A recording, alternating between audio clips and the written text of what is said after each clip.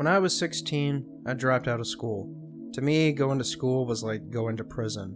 Day in and day out, I was being forced to learn things I wasn't interested in. I was being forced to be around people that I didn't like. I felt like I didn't belong. Nothing anyone was saying was relatable to me. Conversation with a fellow student felt like having a conversation with a rock, a stump, a wall. And of course, I convinced myself that the problem wasn't me. I convinced myself that the problem was everyone else, which isolated me further. It was in 10th grade, my last year of high school. If I had one fond memory of school, it was of one class in that final year. Art class. Art was the only class I would actually look forward to. Not because I was interested in art, the teacher we had was a clown, she made art anything but fun. I looked forward to that class because I had finally found someone that I was actually able to talk to. I was a weird dude. I didn't have Facebook or MySpace or whatever was popular at the time. I didn't care about what the weather was like or about what movie someone went to see the night before or who was dating who. When I was in high school, I was a ghost. People rarely engaged with me and I never engaged with them. If you wanted to come up to me and talk to me back then, I didn't want to talk about the mundane. I wanted to talk about the weird, the supernatural, the philosophical. Do aliens exist? Are ghosts real? What happens when we die? Is there a God? The kind of crap that makes most kids uncomfortable. But there was another. There was one other person willing to go to these weird extremes with me. And that person was in art class. That was nearly 10 years ago and we're still friends to this day, if that tells you anything. That friend introduced me to the video game that fundamentally changed my outlook on life.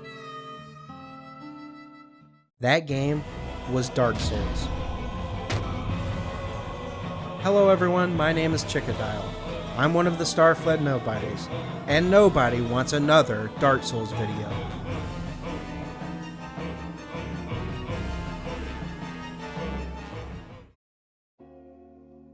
Like I said at the start of the video, I dropped out of school at 16.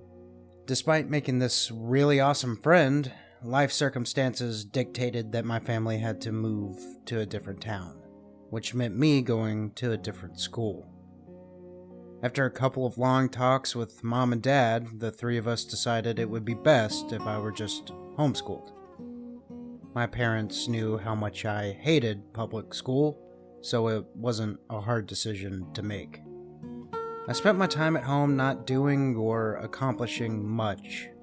My mom and I had devised this intricate plan to homeschool me. I'd study until I was 18, get my GED, and then take my college entrance exam. We bought a pile of books and all the school supplies that were necessary. She was not working at the time, and our plan was for her to homeschool me a few hours every day for the next 2 years, until I was ready to take the GED. Like most things, this didn't work out for very long. I think we lasted about 2 weeks. This was no fault of my mom's, I just wasn't feeling very motivated about anything at the time. Not to worry though, the GED test was very easy and I passed with flying colors. But the point is, for roughly 2 years of my life, I stayed at home and did nothing. I suffered from severe depression and crippling social anxiety, but thankfully my parents understood that. They didn't force me to get a job or anything like that, but they would urge me to do something for myself, something for my future.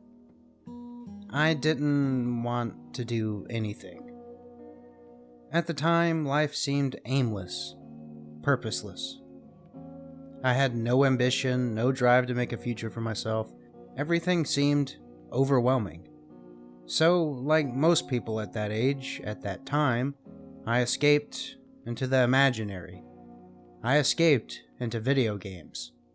I don't even know what I was escaping from. On the surface, life wasn't bad. My father made good money. Both him and my mom loved me dearly. They supported me. They were patient with me. I didn't have to work a job or go to school anymore. And the one friend I had made in art class still stayed in touch with me. On the surface, it was like a dream come true.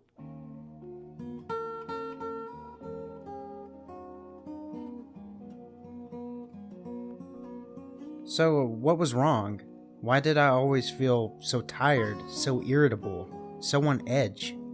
There would be points where my mom would go out to buy groceries and I would stay behind. A simple trip to the supermarket seemed like this impossible feat for me. But in a way, staying at home, alone, was worse. I remember feeling like I was always being spied on. When my courage was up, I would sneak a daring glance out of my bedroom window to look out into the yard, just to make sure that no one was out there, watching me. It was rough. I couldn't stomach being alone with my own thoughts. So, I played video games. When I play a game that can truly immerse me in its world, my anxiety and fear melt away. A good game can make you live life in the moment. You aren't thinking about you, your past, or where you'll be in the future. You're thinking about the game. Do me a favor. The next time you're playing your favorite game, play with headphones. I want you to stop and just really pay attention. Listen to the sound effects, to the music. Really look at the environment and soak in every detail. Take note of how everything in this little digital world interacts with one another. Suspend your disbelief, push aside your worries, your planning, your future. And then, after all of that, I want you to just clear your mind and play. When I was a child, playing in that immersive way, where the world just becomes you and the game, it was easy for me. It was natural. I had very little bogging down my mind. I ate when I got hungry, I slept when I was tired. I played games because they were fun. Games weren't an escape, they were just something that I liked. But eventually, something shifted.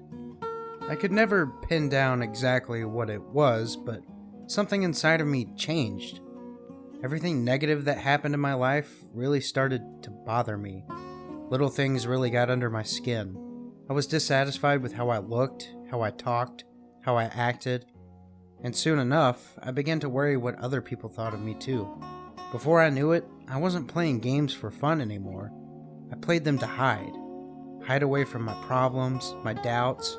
I played them to hide from myself. And then Dark Souls came along, and Dark Souls changed everything. You see, that friend from art class was the one that introduced me to that game, formally, that is. I had played Dark Souls before that. I had heard it was the notoriously hard action RPG. The tagline of the game was "Prepare to Die." I don't remember the exact details of why I tried it or where I even got it from. I just remember one distinct thing about the little bit of time I spent with the game.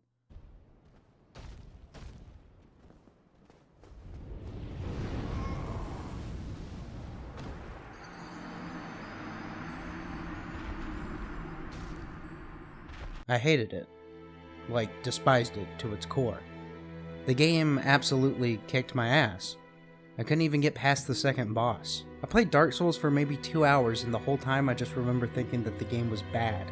It was broken. It was completely unfair. I actually thought the whole point of the game was that it was just hard for the sake of being hard. I felt there was no substance to the game. It was just bad. Case closed.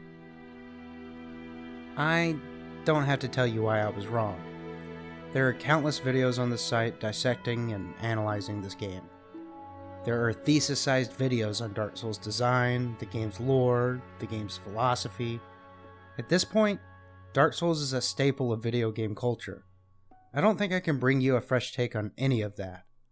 All I can provide you is how the game has affected me, personally. Enter that friend from art class. He was obsessed with Dark Souls. He acted as if finding Dark Souls was akin to him finding true love. The neurons in my brain started to fire. I started to connect the dots. I was like, hey, this dude is my only friend. He likes this thing. We like a lot of the same things. So that must mean... No. Oh God, no. Would I like Dark Souls? Then I watched him play it. And oh my God, my mind was opened. It was like I transcended into another effing plane of existence. Not only did he like Dark Souls, he was good at Dark Souls. What? This dude was literally speedrunning the game, annihilating the same bosses that had destroyed me before. He made it look easy. The stars aligned, and that's when I realized one very simple thing. If he could do it, then so could I. And I did. I did do it. Albeit with his guidance, I actually made it through the game. And would you look at that? I didn't hate Dark Souls. I actually kind of liked it. Well, long story short, we continued to play the game together. And funny coincidence, he was being homeschooled for his own reasons. We both had nothing but time. Sometimes we would play Dark Souls 12 hours a day, sometimes even more than that. And eventually, I started to realize I wasn't playing the game to escape. I was playing it because I enjoyed it. It felt amazing to traverse this dark, unforgiving world. The game keeps you on your toes and throws you headfirst into immense challenges. Beating a hard boss for the first time gives you a sense of accomplishment that no other game comes even close to replicating. For me, playing through the game during a time that I felt so aimless, so hopeless, during a time where I felt utterly useless, it was uplifting. It made me see that even when life gets hard, you can always try again. But something happened. Despite my newfound love for this game, my depression worsened. My mental health started to spiral out of control. I won't go into too much detail, but it wasn't good. I had access to a firearm, and foolishly, I thought about using it. I didn't, of course. I couldn't. I thought about my family, my mom, my dad, my brothers. I thought about my future and what I would miss out on if this really were the end. And I thought about Dark Souls. Specifically, I thought about the time I spent playing the game with my only friend. I remember thinking about how challenging the game could be, how it could kick your ass with no remorse. I thought how in the game, me and my friend had overcome such impossible odds time and time again. And then I realized, if Dark Souls could be defeated, anything could be, even depression. As silly and cheesy as it may sound, without that game, without my friend, I might not be here today. And just like that, Dark Souls and my best friend had saved my life. Thanks for watching.